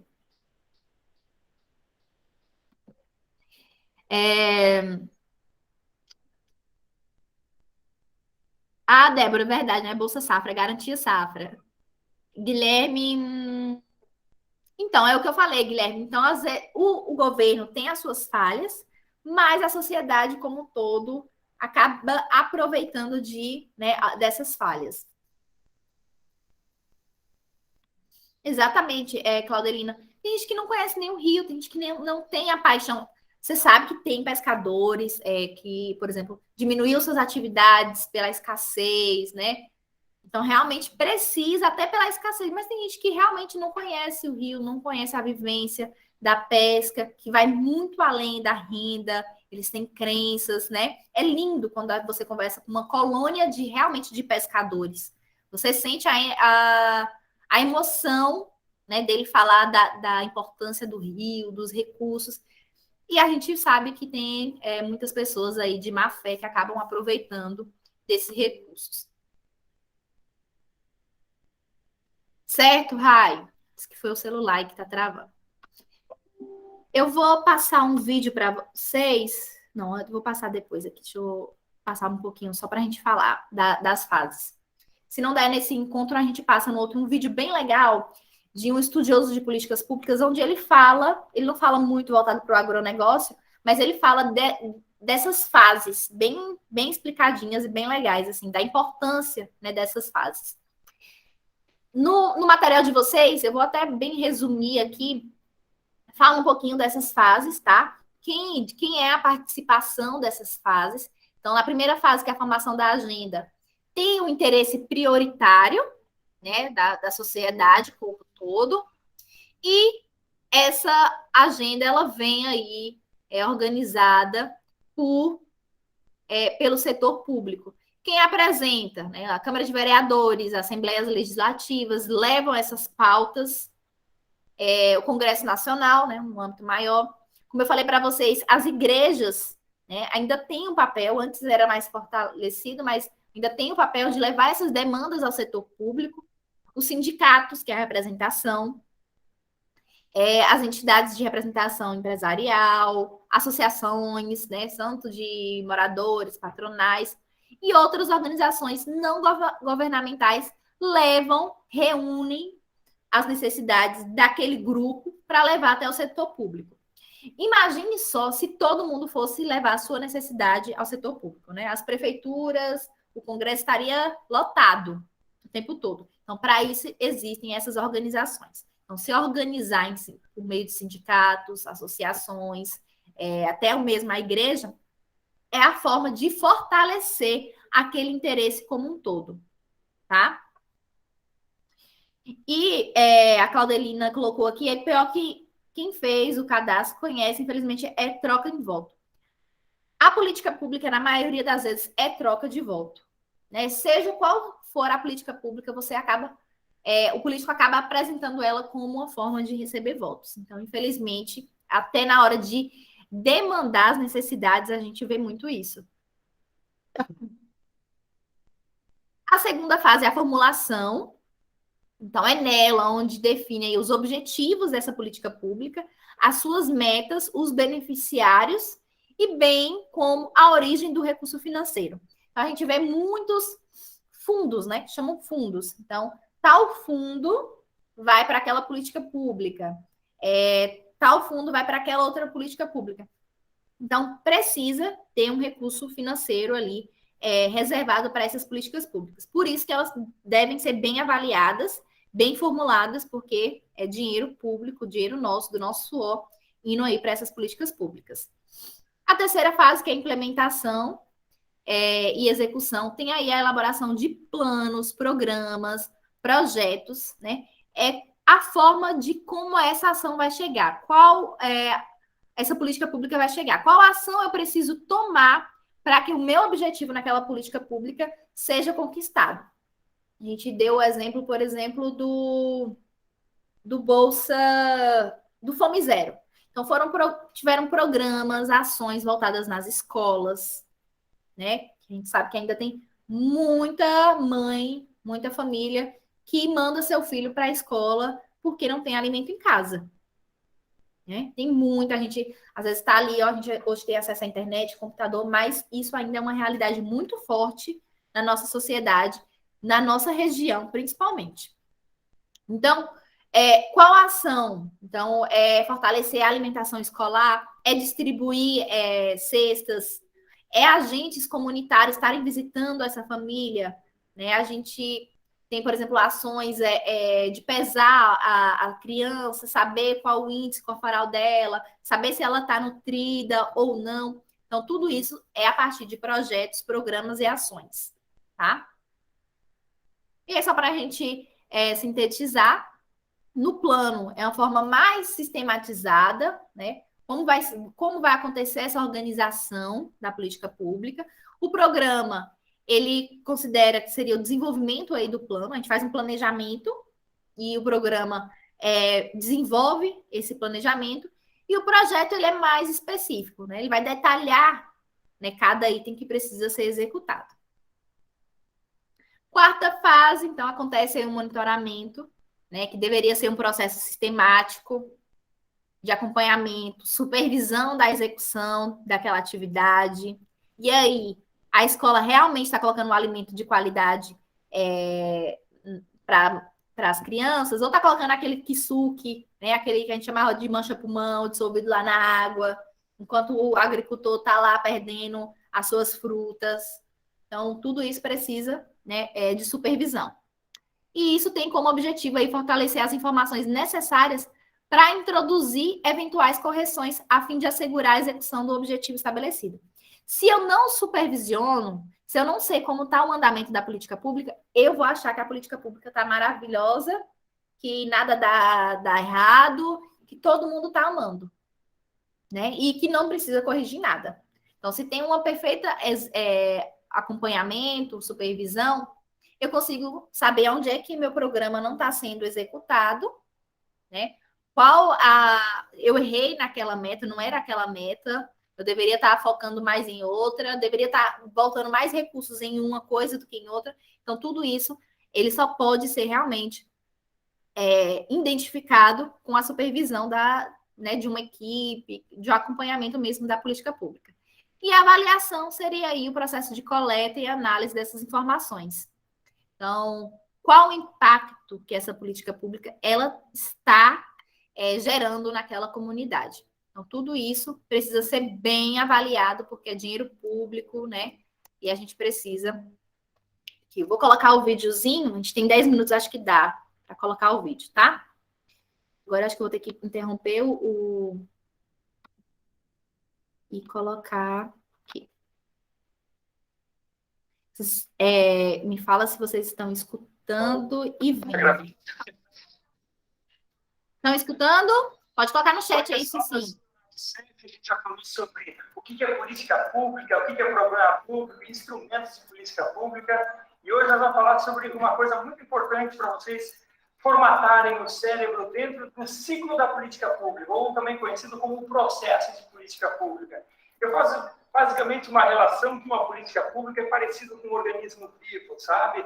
Meio que assim, a política pública ela nasce, ela cresce, ela às vezes se reproduz, e também um dia ela acaba, morre também, né? E exatamente isso que tenta tratar o ciclo da política pública. Qual é o ciclo de vida de uma política pública? Eu vou falar cada um dos passos para vocês. O nascimento do problema público acontece com a sua identificação. A identificação do problema público é quando uma pessoa, um conjunto de pessoas, olha para alguma circunstância da sociedade e fala, puxa, isso é um problema. Por exemplo, quando a gente vê que tem um déficit na Previdência do Brasil, a gente identifica um problema público, que talvez anteriormente não tinha sido identificado. Um outro exemplo de problema que foi identificado nos últimos anos é o avanço do mar nas orlas marítimas em todo o Brasil, acho que no mundo inteiro, né? Está acontecendo que o mar está avançando para dentro da terra. Isso é um problema público. Também a identificação do problema público é a primeira fase. Já a segunda fase é a formação da agenda. O que quer dizer isso? Agenda, a palavra agenda ela é um pouco capciosa, vamos dizer assim, porque a agenda é o conjunto de problemas que algum órgão, alguma autoridade, ela resolve tratar. certo? Então, a gente tem a agenda governamental, é aquele conjunto de problemas que é tido como prioritário para o órgão. Então, por exemplo, anos atrás, ninguém falava sobre bullying nas escolas, né? A gente ia para as escolas, né? Um mexia com o outro, dava risada, e de vez em quando tinha uma criança que ficava lá no cantinho, lá triste, porque ela sofria bullying. Por quê? Porque lá era um problema que talvez até era identificado, mas ele não estava na agenda governamental. A partir do momento em que um governo, uma prefeitura, ou mesmo uma política nacional de combate ao bullying é formada, há uma formação de agenda, ou seja, esse problema entra na agenda governamental. E onde você consegue ver essas agendas? A agenda pode ser a agenda de um próprio candidato em campanha eleitoral, um programa de um candidato é uma agenda de política pública, o orçamento público é uma agenda de política pública, enfim, o conjunto de leis que está na pauta do Congresso também é uma agenda parlamentar, certo? Então, cada ator político, desde o político até o partido, até o governo, também os meios de comunicação, cada um tem a sua agenda, ou seja, aquele conjunto de problemas que, para si, é considerado como relevante para depois de formar a agenda, a terceira etapa é a formulação de alternativas, ou seja, quais são as formas de você resolver o problema público. Você tem um problema identificado, você formou a agenda e agora, como é que a gente vai combater isso? Vamos pegar o exemplo da pichação nas grandes cidades, a pichação de muro. Esse é um problema público, acho que grandes cidades sofrem com isso, e como é que a gente vai... Quais são as alternativas para a gente combater isso? Uma das formas seria criar uma legislação e aplicar uma multa quando pega o cara pichando, né? É uma forma muito, vamos dizer assim, punitiva de fazer com que diminua a pichação dos prédios. Uma outra forma é fazer com que o setor de obras da prefeitura, de reparos urbanos, faça constantemente a pintura, né, dos muros com tinta branca e assim por diante. Tem investimento de tinta, tem investimento de tempo, mas é uma forma de você coibir pela constante manutenção do espaço urbano. Uma outra forma, talvez mais simpática, é fazer um curso de formação dos pichadores para que eles passem por uma reciclagem, vamos dizer assim, para que eles deixem de ser pichadores e eles sejam grafiteiros, né? Que as intervenções urbanas deles tenham, vamos dizer assim, uma maior capacidade estética. E uma forma, talvez, um pouco, uma reviravolta no entendimento seria o poder público entender a pichação como uma forma de expressão de arte e fazer um trabalho de formação cultural da população, que passe a enxergar a pichação não como uma degradação do espaço urbano, mas sim como uma forma de expressão artística. Isso, com certeza, dá muito debate, mas é uma forma de entender o problema público, né? O problema público pode ser visto como a pichação, mas também pode ser o problema público, o desconforto das pessoas de verem a pichação, certo? Então, são várias formas de fazer com que haja a construção de alternativas de política pública.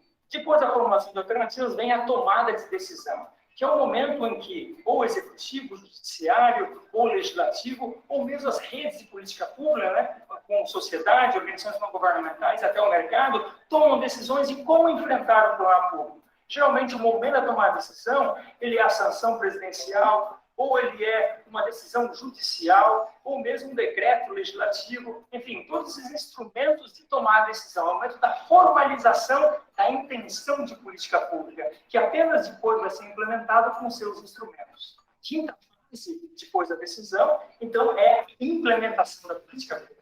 A decisão é apenas uma intenção, é um desejo do poder público ou dos atores políticos relevantes de resolver um problema público. E como é que se implementa isso? Implementar significa transformar intenções em ações, certo? Então, quando está se fazendo uma obra, construção de uma grande usina hidrelétrica, ou quando se está fazendo um programa, a própria capacitação das pessoas que vão fazer um programa de redução do diabetes, é a implementação da política pública. A implementação da política pública acontece lá com o burocrata, com o servidor público, ou mesmo com os órgãos de empresas privadas, do terceiro setor, que faz algum tipo de intervenção para a redução efetiva daquele problema público, né? Então, quando o professor está em sala de aula, ensinando, ele está implementando uma política pública de educação. Quando o médico está no posto de saúde atendendo, ele está fazendo a implementação de uma política pública de saúde. Essa é a implementação, é a transformação de intenções em ações para a redução daquele problema. Estamos chegando no final. Sexta etapa do ciclo de política pública é a avaliação da política pública, né? Depois de implementar, a gente começa a avaliar. Está funcionando? Não está funcionando? O que está dando errado? O problema público está reduzindo? Exatamente, existem várias técnicas que existem para fazer avaliação de impacto, avaliação de eficiência, avaliação de eficácia, avaliação de produtividade, né? Existem um conjunto de teorias, conceitos voltados para melhorar a política pública. Afinal de contas, nem sempre as intenções são transformadas em ações. E nem sempre a política pública reduz o problema. Certo? Então, a avaliação serve exatamente para isso. A gente tomar decisões se continua ou não continua e de que forma pode melhorar a política pública. E a última etapa do ciclo de política pública é exatamente a extinção da política pública. Chega algum momento, né, de vida da política pública, então não tem mais por que continuar. É como fazer aquela relação médica, que não vai ficar tomando remédio por resto da vida. Mas se em algum momento você resolveu um problema público, resolveu a doença, você pode parar de administrar esse remédio. A política pública, a primeira hipótese de extinção de uma política pública é exatamente essa. Se o problema for resolvido, não tem mais por que continuar com a política pública, pode extinguir a política pública. A segunda hipótese de extinção é aquela em que a política pública não está dando os efeitos. Né? Você pode, muitas vezes, fazer uma política pública por 5, 10 anos, se for se dar conta, puxa vida, isso aí não funciona, o problema público continua ou gera outro tipo de efeito, que é um efeito mais deletério ou prejudicial para a sociedade do que a própria ausência dessa política pública. Então, você extingue a política pública, ou o Congresso, enfim, as decisões judiciais, ou mesmo decisões de executivo, de política pública. A terceira hipótese de fazer a extinção de uma política pública é quando os atores relevantes, os atores políticos, sociais, econômicos, as forças de trabalho, enfim, ele entende o problema público como ter esvaziado na sua agenda. Basicamente isso. Às vezes o problema público continua ali, mas as pessoas não dão mais muita bola para esse problema. Então, você extingue a política pública não porque ele deixou de existir, mas porque as pessoas pararam de identificar esse problema ou passaram a identificar outros tipos de problema. E a quarta forma de fazer uma extinção, ou a causa de uma extinção de política pública, é quando a política pública já tinha um prazo determinado. Às vezes você cria uma política pública de 3 meses ou de 6 meses e você extingue ela depois que cumpriu o seu papel. Eu lembro, por exemplo, de incentivos fiscais que eram feitos a cada 6 meses a certos setores da economia para gerar economia, gerar renda, e que depois que gerava essa economia, renda, empregos, não tinha por que ficar dando isenção fiscal continuada para aquele setor empresarial. Então, essa é uma forma de fazer extinção de política pública quando o prazo determinado se expirou. Então, esse ciclo inteiro aqui de política pública é uma forma de retratar a vida de uma política pública. Claro que eles são muito estanques, são caixinhas, né? São um pouco reducionistas, vamos dizer assim, mas para você que está querendo entender, quando está vendo o Jornal Nacional, quando está escutando a Voz do Brasil, em que momento de vida da política pública ele se encontra. Eu acho que isso é bem importante para qualquer analista, qualquer pessoa que vai tomar decisões públicas. Pessoal,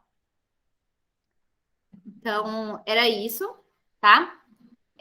Eu coloquei aí no chat para vocês depois colocarem, pode colocar lá no YouTube, Ciclo de Políticas Públicas, vocês vão ver esse vídeo, né?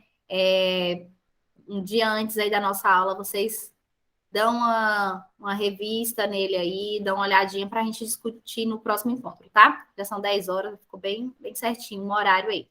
Então, vocês viram aí no vídeo, né, o que a gente tratou, ele acabou destrinchando mais aquelas fases, mas viram a importância de todas essas fases, certo? Vamos abrir as câmeras aí para a gente tirar aquele print de final de aula, por favor. Vamos lá?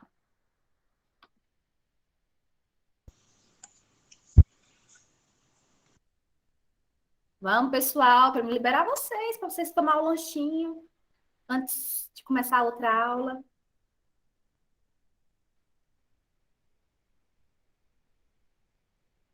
Vamos lá, Andresa Lopes. Rogério. Milena.